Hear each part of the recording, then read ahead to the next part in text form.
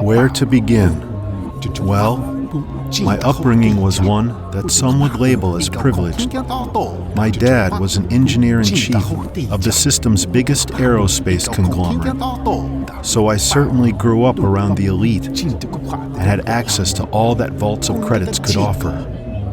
By 23, I had firmly established a reputation of a fast-talking ladies' man and a bit of a thrill-seeker, capable of holding a pistol or tell a joke, but not so much with following in my father's footsteps.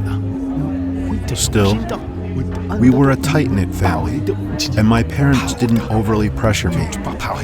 They were more than happy just to have their only child close to home in one of our villas versus traipsing around the galaxy. However, no matter how idyllic that may sound, everything has a price, and money is a currency that only goes so far.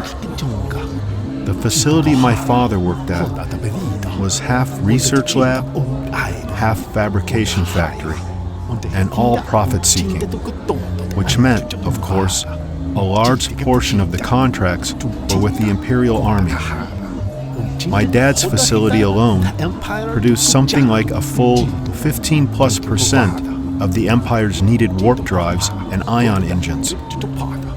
And since the contracts were lucrative and kept the bulk of the system's employees in food and clothing, no one read too deeply into the growing independent news reports of Imperial oppression, which meant nothing to me or my family, as we were insulated and totally immune from the Empire's increasing totalitarianism.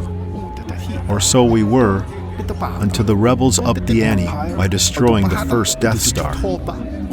Suddenly, the Empire went from an undisputable beetle to a furious wasp.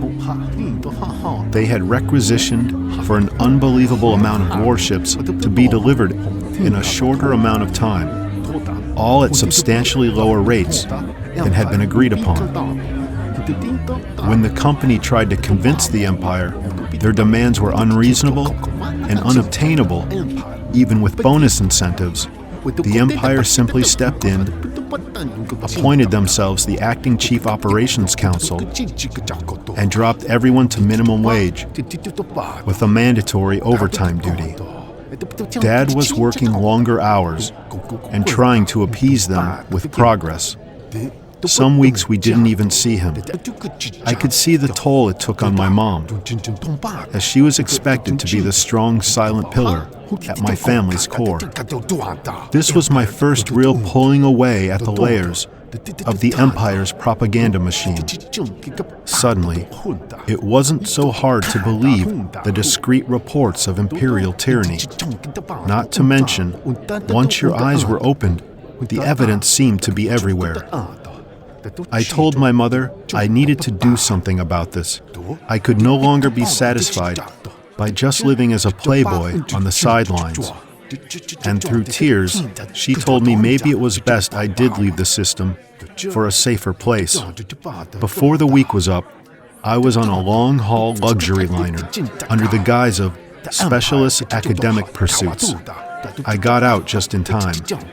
The Empire came looking for me, at best, hoping I was as talented as my father, at worst, that I could be used as leverage against him. Now I have to be careful of leaving any sort of trail, paper or digital, which is why, even after all these years, I still prefer to use cash. My mom makes sure there is a healthy minimum balance and a secret account I can draw from remotely. But she can't put too much in there, for fear it might raise some sort of red flag. In the last 4 years, I have only been able to rendezvous with my parents 3 times. It is painful to be away from them, but we all know it is for the best. And on the most recent visit, my dad told me that the Empire had procured a controlling interest in his company. Now that it's an official imperial entity, the propaganda is back in full swing, so as to foster loyalty. Employees are actually being treated better, and paychecks are nearly back to what they once were. And as long as the Empire requisitions more warp drives and ion engines, Dad will remain a valuable employee.